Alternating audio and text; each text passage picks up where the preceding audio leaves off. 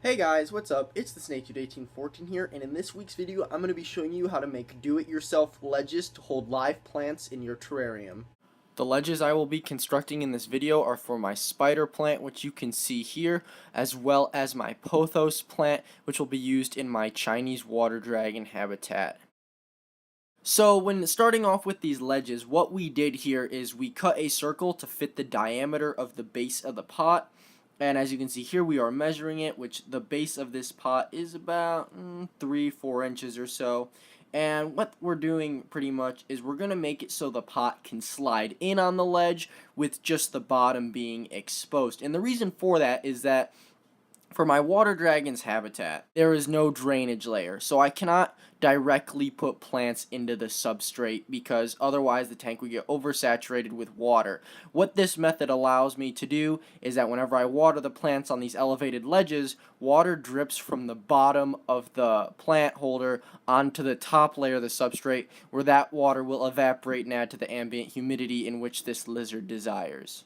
As you can see now, we are taking measurements and adding tack marks on the borderline of this plywood, and this is where a clean cut will be made to make the actual ledge itself.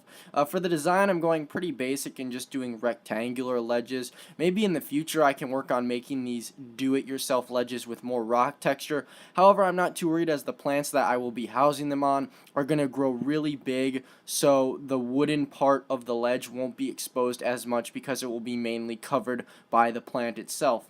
However, as you can see, we are using just a level to make sure that even lines are cut. It'll be centered with the circle, and then we take the little drill bit here, and pretty much what we're doing is we're going to make sort of a guideline for the jigsaw to cut that hole perfectly. What I mean by the jigsaw is that we'll take a little saw, and that will keep it relatively even with the way the wood will be cut.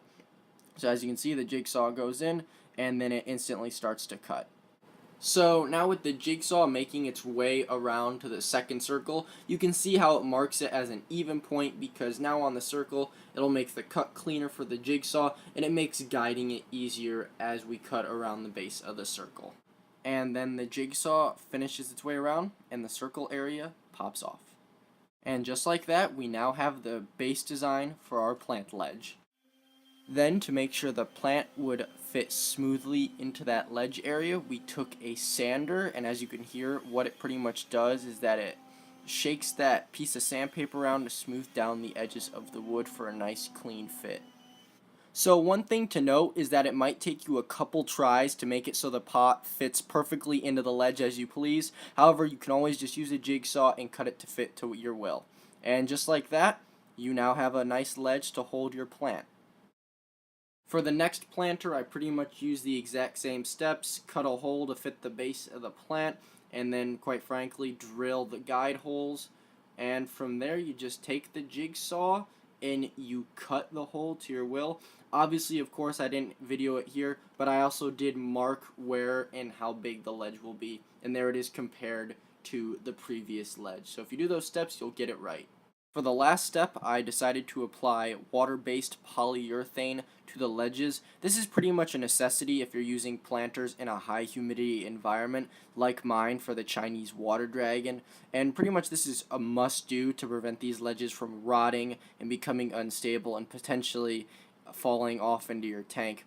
As you can see, I am wearing a mask. The reason for this is because polyurethane fumes are toxic, which is another important reason why you should let these ledges dry at least a week, if not more, before installing them inside your habitat.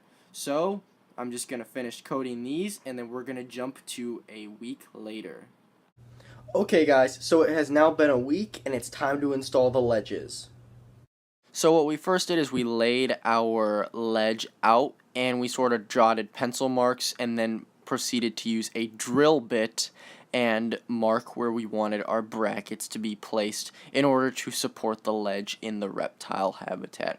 So as you can see now, what we are going to do is line up the bracket with the holes to match, and from there we start adding screws into the base. Obviously that screw didn't cooperate. However, as you can see, we then repeated the same steps on the other side because for these shelves, we are putting 2 brackets for the sake of stability. That way, 1, it can hold the plant, but 2, if I ever want to position logs to use them as leverage, or if the lizard wants to simply sit on the ledges, it'll make sure that they don't collapse on her.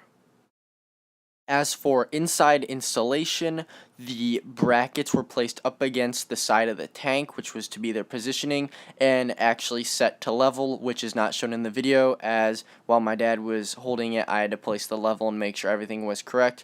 And then pretty much the brackets were screwed into the side of the tank.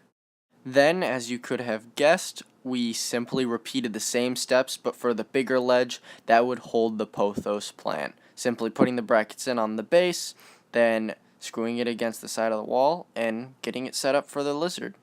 And just like that, you now have your own ledges for your habitat that you can use to mount plants in the pot without having to plant them in the substrate, meaning you don't need a drainage layer. And here you can see there is the spider plant inside its holder, and then coming up now we have the pothos.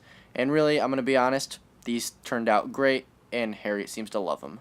So Harriet's tank has been put back together. As you can see, she is shedding at the moment, and that's why her tank looks so wet, because I just gave it a mist down. But the ledges are in.